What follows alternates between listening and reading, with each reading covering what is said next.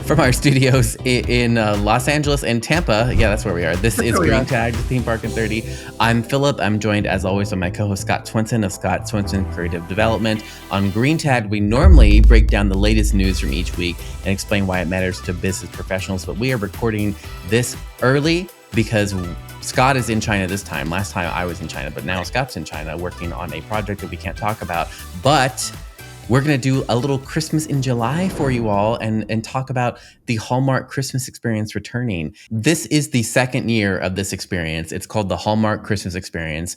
I'm going to read here from an article from Impark magazine. Impark also did a great feature about the development of the first event, which went out in their last issue.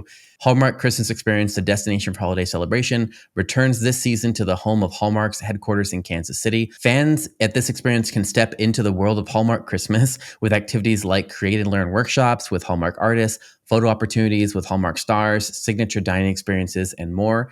As for what the Hallmark Super Movie fans have all been waiting for, Countdown to Christmas enthusiasts can get a sneak peek behind the curtain and catch their beloved Hallmark actors in stars on stage productions, including holiday spirit-inspired games and competitions, Yuletide panel discussions, and movie screenings. Guests can visit the event website to learn more and choose their own adventure. And then they have the list here of who is showing up. But this is interesting.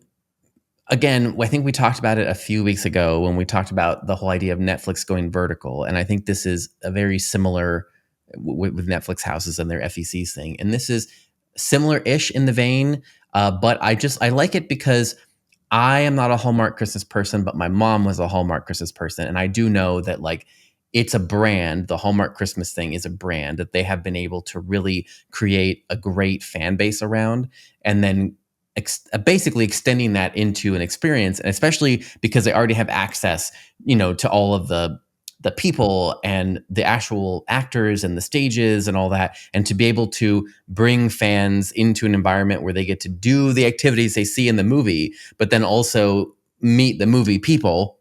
I think that is a great combo, and I think the year 2 is good.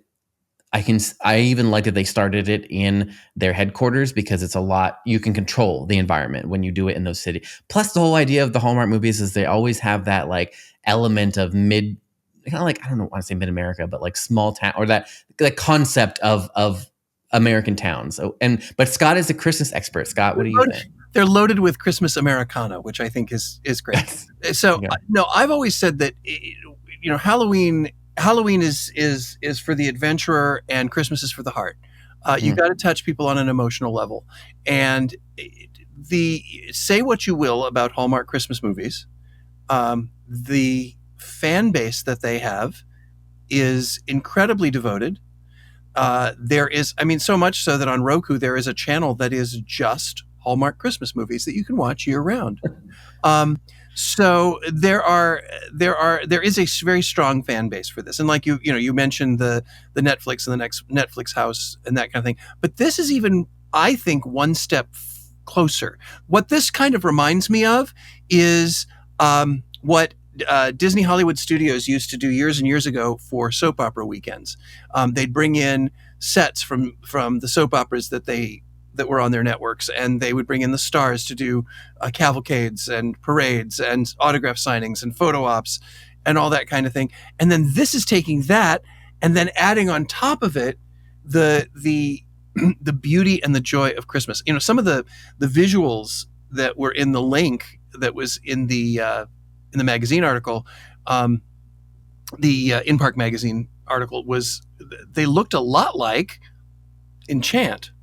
Which I thought was interesting. Now, I don't know whether Enchant is still going on anywhere else, but Enchant is dead here in Florida, so maybe they sold their stuff. I don't know, but it's one of those situations where you're going into the world of these Christmas movies. You're going into this environment, this experience, to meet the real people. So there's actually something kind of, I don't know, meta about the whole thing, because you're going into a fantasy world to meet the real people. Now, if it's like the soap opera festivals that they used to do at theme parks, it's quite possible that they won't realize that these aren't the characters that they've been watching. they rarely separate the character from the person. But they get a chance to meet them. They get a chance to live the movie, which I think is really wonderful. I agree with you 100% that doing it at their headquarters provides them with a ton of control. It also reinforces the brand. And when you've got a fan base like this that just will watch, in my opinion, basically the same movie over and over again with different people set in a slightly different location, and the people have slightly different vocations, but very similar storylines that are heartwarming and that make people feel good. So I can't be too judgmental about them, because if they make people feel good at Christmas, that's awesome. That means that they're hitting the nail on the head. So I think it's interesting that clearly it did something right, because they're bringing it back for a second year.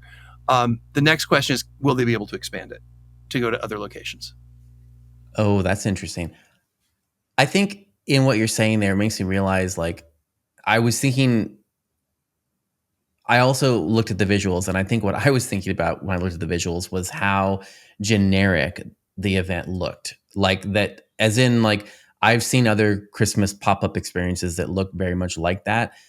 But I think what you're kind of, in a way, what you're saying, or at least what I was thinking about when you're saying, is that, like, the movies as a whole are pretty generic. It is Correct. literally like they're just almost cookie cutter plots, and they're put in, with handsome actors in.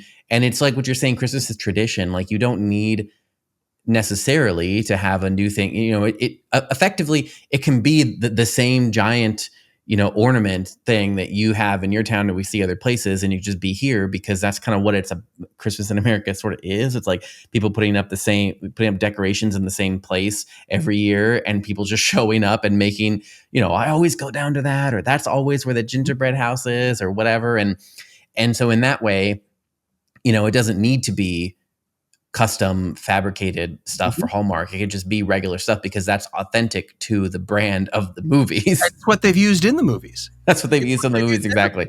Yeah. But you're absolutely right. And, like, for example, in one of my former clients, which was the Indianapolis Zoo, in their event, they have a 2-dimensional lighting display of a peacock that they have had for years and years and years and years and years. And I can't tell you how many families would come up, we actually had to move it to a specific location so that it could have a queue to get families to come up and take their picture in front of the peacock, because they've been doing it ever since little Tommy was born, and little Tommy just got married. And so now it's little Tommy and his wife and mom and dad. And then the next photo will be little Tommy holding his son or his daughter. So it's that sense of tradition is essential. Growing up in Chicago, for example, to me, the Christmas season always meant having lunch at the Walnut Room at Marshall Fields, because it was this lovely restaurant that we would never go to the rest of the year, but to go in there for Christmas and have lunch, because they had a 3-story Christmas tree in the middle of it. It was a giant, very tall restaurant in the middle of a Marshall Fields department store on State Street in Chicago. So that was the Christmas tradition, and it was exactly the same every single time. And if it had changed, we would have been furious. Yep. That's the thing that, when you say that it's almost generic, but it's also safe. It is. We don't. This audience does not. And I'm not even going to put. I was going to put like an age and a gender but this audience, and you know who you are, you Hallmark Christmas watchers, this audience doesn't need zombie Christmas dinosaurs. They want comfort food. They want the comfort food for the holidays that just simply makes them feel good. And based on what they're talking about and what they're offering here, at least from what I've seen, looks like they understand their audience. They know that it doesn't have to be big and flashy and all new and all different. And no, it's come in, get a chance to live in a Hallmark movie with the people you've seen in these Hallmark movies, with the decor you've seen in these Hallmark movies, having special dining experiences, participating in specific game shows. I'm guessing there's a trivia somewhere in there. Yeah. And that's amazing. I was going to share some statistics that I didn't mention because it was in the original article from the first year, Mm-hmm. but it sounds like they drew over 100,000 people for their first year event, so last year, and from all 50 states and 20 countries Mm-hmm. attended for this event. So, like you're saying, and then they partnered with a lot of big folks, including BMP, to make this. And the events, yeah, it sounds like they did do a lot of different items like that, but basically they tried to be able to, last year at least, to be able to recreate some things you could do. So like finding your favorite Christmas card, and getting this ornament signed, and doing sort of things that happen in the movies basically, but then you can do them there. And then they also did red carpet events there. So they did an outdoor red carpet event at the town center, celebrating the premiere of Holiday Touchdown: A Chiefs Love Story. And so they had attendees were encouraged to show up in their Chiefs gear, favorite Christmas sweater, and later shop the merchandise tie-ins at the holiday market. So I think we assume then they're going to continue with these ideas of bringing some of the premiere people there and celebrating the new movies to add to the collection and bringing those stars out, but also making sure you still have activities that people can do. And then they also did themed hotel room tie-ins, which is also fun because they work there at the Marriott that's on there. And so they have themed rooms that you can buy room packages as well. Yeah, we often talk about there are markets out there that are very dedicated, relatively or significantly larger than we anticipate them being. Don't It's clear that if in their first year they had visitation from every one of the 50 states, and from outside the U.S. Philip, you're more of an expert on this area than I am. When it comes to pop-up events, which pop-up event wouldn't give their right arm to be able to say, we had attendees in our first year, we had this number of attendants, and we had attendees from all over the world, or all over the United States and the world. That's huge. Yeah, that's huge. It's crazy. So they said 100,000 to Crown Center in Kansas City over 4 consecutive weekends. And the underscoring Hallmark's close relationship with its customer fan base and paving the way for future endeavors. Those tens of thousands of people made their way to the Crown Center on some of the most festive days of the year to stroll and shop in the Christmas market, gather around the 100-foot LED tree, connect with their favorite Hallmark stars and artists, make new friends, and snag souvenirs. Many travel significant distances, arriving from all 50 U.S. states and over 20 countries. Yeah. I love the fact that they included make new friends. They're not trying to make this thing super slick. They want it to feel homespun. They want it to feel like they're building a community, and that these people are part of a community. Because again, that's what every single one of these movies are about. So building community around the holidays. It's interesting. I'm when you mention expansion, I mean, I'm not sure.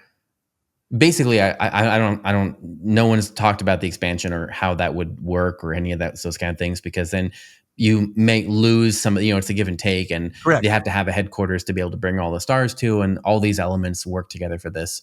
So, but wouldn't it be cool for this to go on tour? Yeah, it would be so cool. That you do. You finish up in Kansas City. Yeah, yeah. Well. And so again, I know that we're going to start Christmas in July, but Scott, you teach classes all the time, and I think looking at some of the best practices here, right? It's leaning into nostalgia. It's about creating traditions. In this cases, it seems like what they're doing is using a tradition they know that their fans Correct. already have, which is watching the Hallmark movies, and they're finding a way to tap into that tradition. But we always talk about Christmas is tradition. Christmas is about tradition. It's about family. And I also like the idea that they have interactive elements, because I think while I'm sure you can do Christmas events without interactive elements, I do think that is back to the value thing we've been talking about. People need to feel like they have value at the event, and it's not just showing up and waiting in a line to look at a thing and then leaving, right? It's about, there needs to be a little bit more to it. So I like that they have the idea, they have these little stations, there's learning areas here, there's all sorts of activities people can do, but again, they're all coming from the traditions they already have with their families. And So, but again, and we've seen this before with ice, right? Ice had all the gingerbread kits and cookie decorating. I mean, there's so many like American traditions I think you could pull from them. But are there any other best practices you want to mention, Well, Scott, for I think the most important listeners? one, to mention, and I think we've kind of danced around it, but I think the most important one to mention is know what your audience wants. Yeah.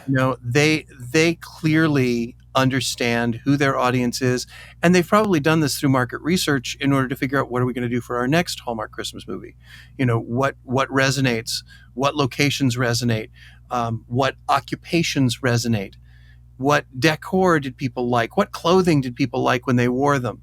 And to be able to take all of that, the fact that Christmas market, the fact that the shopping element is such an important part of it. Yep. It's and gathering around the tree, even the way they phrase it, gathering around the tree, it's not come and look at the lights, it's gather around the tree and make new friends. It is basically bringing to life what the films represent. And so if you can do that with your brand for a Christmas event, there's the takeaway right there. What do your guests want for Christmas? Yep. Halloween is an opportunity, and spring and sometimes summer is an opportunity to reach out and grab more market share. But Christmas is a time to reward your most loyal guests by giving them a way to celebrate Christmas that is unique to your location.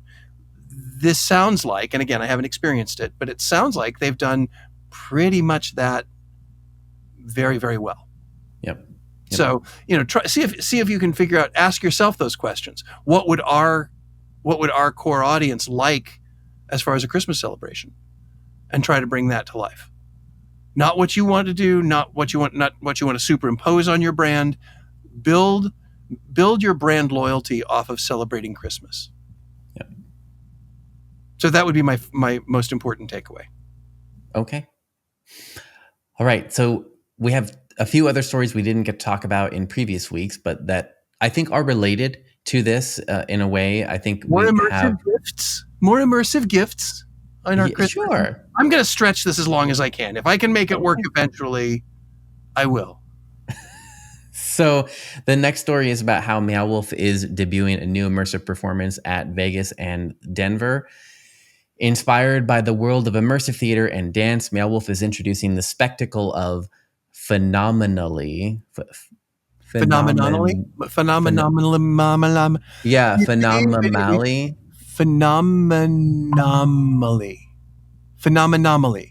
Phenomenally. Is that right? Okay. I don't know.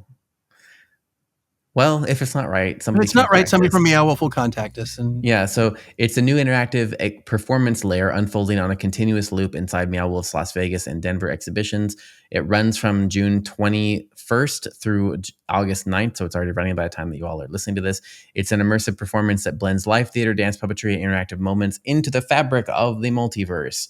After years of crafting genre-bending festivals filled with interactive characters and unforgettable moments, Meow Wolf is bringing that same energy inside of their exhibitions. Phenomenally is part of immersive theater, part art party, and part glowworm migration, naturally. So overall, here's the thing. This really goes back to like thinking about what your guests want, I think, in a way. So I think overall, as a strategy, I think this is really good. And it's because I always question this about Vegas. I know that they've received a Thea and everybody is always, oh my goodness, about it. I think the replayability in Vegas is pretty low, like for me personally, and also for everyone I've ever taken. So I've gone there 3 or 4 times with different groups of people, and nobody wants to go back.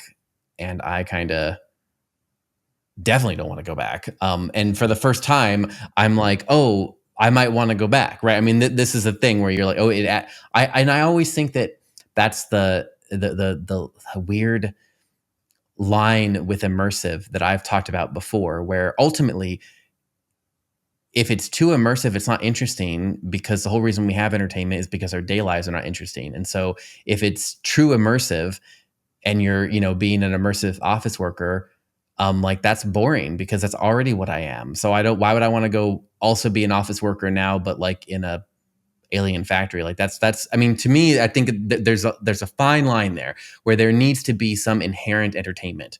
I think some aspect of it that in an immersive theater, because if it's going to be entertainment, it needs to be entertaining. It's not like, I could just stand outside on my own balcony. Why do I need to do it, in an immersive environment like that? So I like the concept of adding a little bit more entertainment into where it still fits the world thematically, because it's a glowworm migration, but it also is something that people can actually watch and actually kind of maybe participate in or enjoy in some way. And it's on a loop, it's fine. But it's the same thing. I went to Ghost Kind of Live recently, and it's the same concept of it, where there is a beginning, a middle, and an end, right? And everything that the people are doing during the day culminates at the hoedown at 4:30 every day, and that's when you learn who won the challenges and who did this and who did that, and that adds again that element of entertainment to the immersive experience. So that because again, if you're just walking through a town on a regular Wednesday, that's not really very entertaining. So anyway, but I know Scott probably has a much different take on it, but that's my take. No, it's funny because now I've not been to the Denver location, but I have been to Omega Mart. Mm-hmm. And when I went to Omega Mart, I was there I've only been once, and I would probably go again, simply because there's some things that I didn't discover. But I realized that as I was just walking around without actually participating, activating, it gets old really, really fast. Yes. But the moment you start engaging and picking up things and listening to phone calls and asking questions over the computer and watching the videos that are tucked away in the corner that nobody's looking at, and then you realize, oh, okay, there's more here. But what I felt was, they've built this remarkably bizarre multiverse world that is completely uninhabited. So it was like visiting a ghost town. Yeah, exactly. It was like, wait, where are the inhabitants of this realm? Where are the people who live here, or the creatures or the entities that live here? Where are they? And why are they not? That's a great point, because even every time, I think in the 4 times I went, right, I've only seen actors in the first room, the actual Omega Mart, Mm-hmm. and not in any of the other sections. And only the first time, which was when they opened, did the actors even engage me. But I went with multiple groups the 3 other times I went, and no actor ever engaged them. And that, you're right, you're exactly right. That was like the hardest part, because it was literally me being like, hey, you're missing the whole experience. Come read this thing, or come do that. Like, I was pulling the people to try and get them into the story, because an actor wasn't doing it because there was nobody there. And they like didn't want to, because they were just like, I mean, but to your point, if it had been like an actor who had in character, I think, come up and been like, have you heard about the glowworm migration that's happening? Precisely. And to be, nobody wants to say, hey, let's go to this art installation and read stuff. No. Exactly. No. Get the, and from what this sounds like is that they're not just putting atmospheric actors to help further the story. They're actually using puppets and dance, and they're creating a different language. It's part of the reason that Sleep No More worked so well for so many years, is because the performance aspect brings the area to life. If you just walked around the set of Sleep No More, it's boring. It's just dull. And the scenic is fine, but it's not the star of the show. Yep. And with Meow Wolf, when you get there, once you leave Omega Mart and find your way back through the cooler, or however you enter the the realm, it is stunning. It's beautifully installed. It's visually quite impactful, but it's uninhabited. Yeah. And that's the problem I have with it. You say it's not that interesting to just be an office worker in an alien world, but the reason it's not interesting is because you're there on a Sunday when there's no other office workers there. That's true. You don't have coworkers, right? Yeah. So if you had, say for example, you were going to be cast as the guest, your role as the guest is to play an office worker in this multidimensional office. to have these whacked out office workers working side by side would be entertaining as hell. Yeah, it would be. It would help convey the story. Yeah, you're right. Yeah, that place is just There's a so story there. boring. There's a story there, and you must. And I understand a lot of their thought process in, you get out what you get out of it what you put into it. I get that. But I think that by leaving the space empty, you're not, because real worlds have inhabitants. Yep.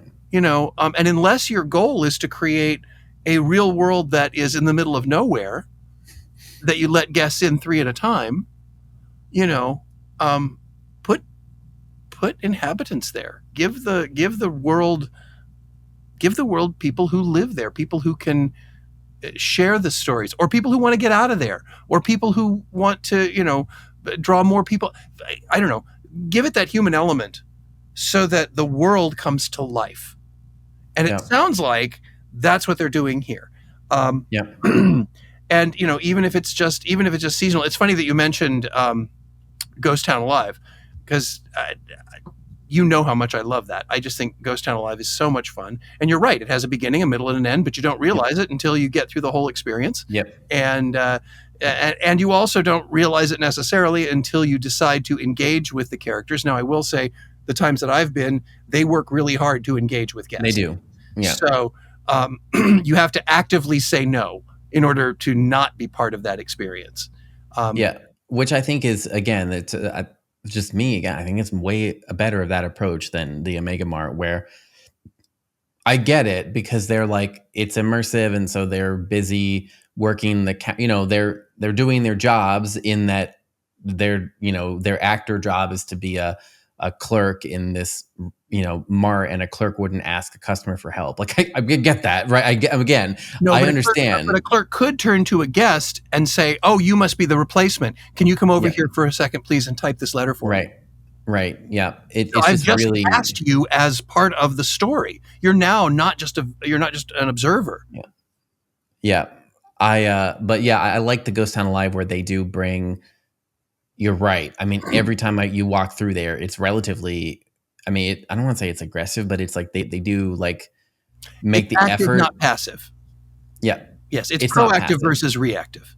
Yeah. Like, then they have roles that fit in the story where they are actively like, do you have a paper? Here's the paper. Like, there's a paper boy, right? That's giving you a paper and being like, have you read the news? Have you read this? Have you read that? Like, they have in-world ways of on-ramping people into the story in an easy way.